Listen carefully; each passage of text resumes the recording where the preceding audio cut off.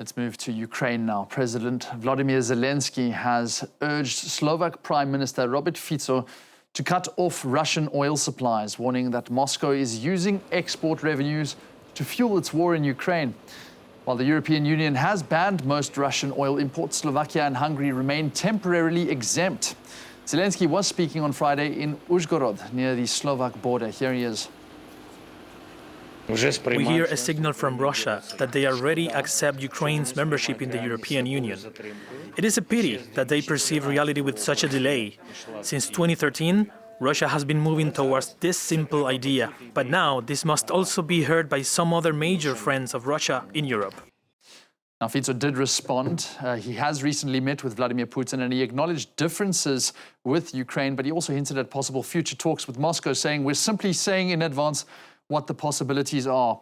Let's bring into the conversation Peter Zalmayev, director of the Eurasia Democracy Initiative. He comes to us live from a candle-lit Kyiv. Peter, I just want to emphasize what the difficulties you are currently facing in the capital, and that is exemplified by the situation you find yourself in.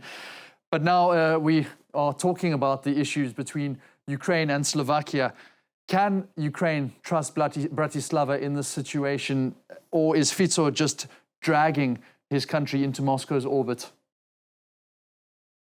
Well, it seems like that Fico has normally been a more careful kind of player than Viktor Orban next door, less, I would say, Moscow-centric and a bit more pliant towards Brussels and its demands. But it seems that both have been emboldened, of course, with Putin and his overtures in China, and of course Putin's meeting with Trump.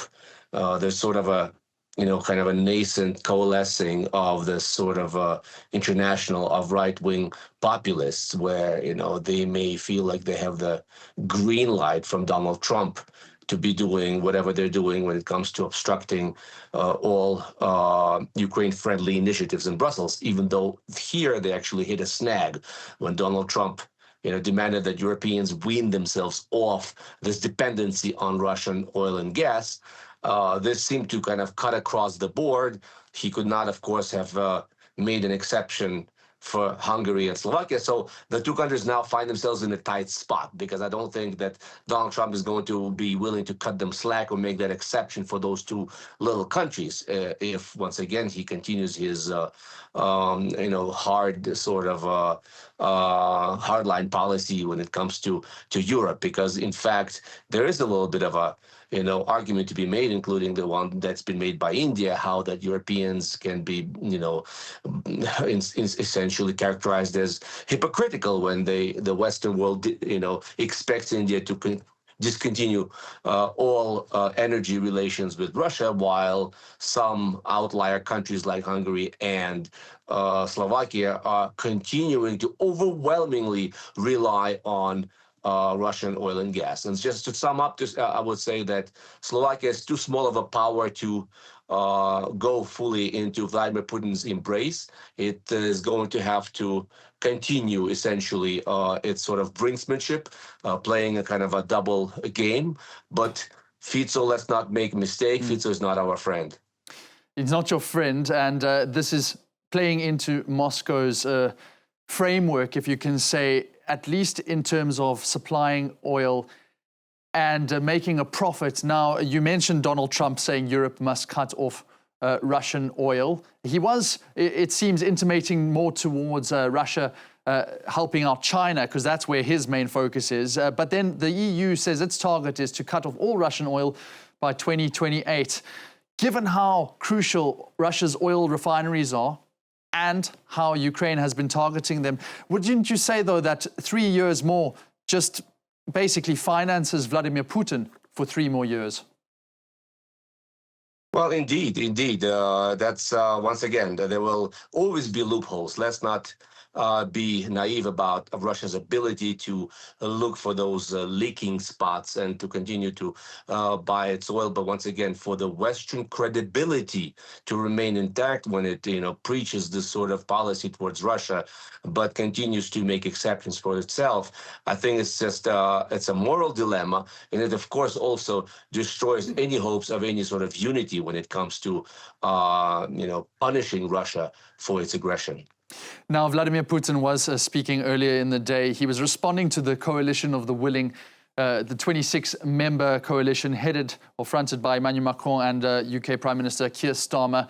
He's basically said that any troop deployment, and he failed to mention post-peace, is then effectively making them a legitimate target for Russian troops. If we can just take a listen to what Vladimir Putin said earlier.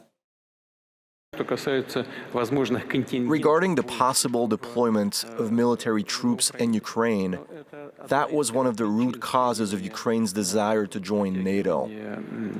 So should there be any troops deployed in Ukraine, especially now, in the course of the military action, we would treat them as legitimate targets. So, Peter, Putin obviously not referring to the fact that this was supposed to be a post-peace troop deployment. Should NATO call his bluff? I think that's what is happening, as a matter of fact, and Mark Rutte has been calling his bluff, but it only shows us that any peace talks with Putin at this point are a non-starter. He's playing some kind of a game with Donald Trump. Donald Trump has de facto promised him that Ukraine will not be a member of NATO. But this is a signal that Vladimir Putin is not really serious about anything, once again, other than Ukraine's capitulation. I mean, these is sort of like his assurance that you'll just have to take our word for it, that once we have concluded this peace agreement with Ukraine, our security guarantee will be sufficient. That is like a wolf, promising to guard the sheep he's been entrusted with, right? Every sheep will be accounted for. And once again, just this very magnanimous offer to hold the next round of peace talks in Moscow. Obviously, he knows that Ukrainians are not going to be very thrilled about a very real possibility that this will be a one-way ticket for them. Peter Zalmayev, thank you so much for taking the trouble to speak to us there in Kyiv, where the situation remains quite difficult. Certainly a power outage right now as we speak, and that is given the ongoing Russian aggression.